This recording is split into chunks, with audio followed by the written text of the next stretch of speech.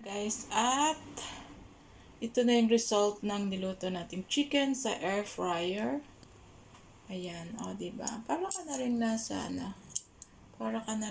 Mang Inasal. Okay. Very crispy ang kintab, diba? Oh. Okay.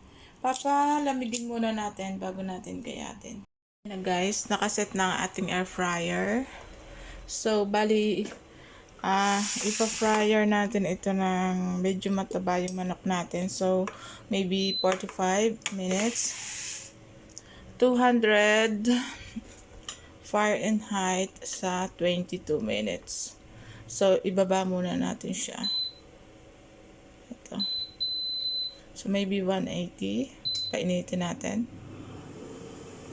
Ayan. Ito, dito natin siya isasalang.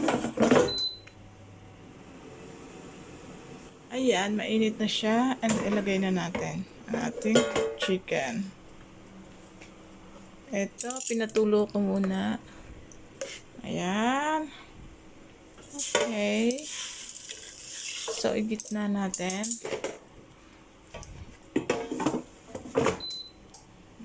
Slowly.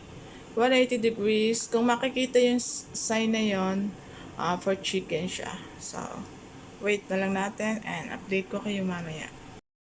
After 15 minutes, ating i-check ang chicken. Ayan, medyo naluto na siya. Kita nyo, medyo nag-brown. And then, babalik na rin natin siya.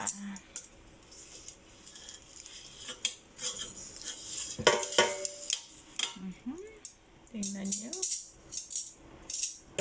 Then, ibalik natin ulit. Yan.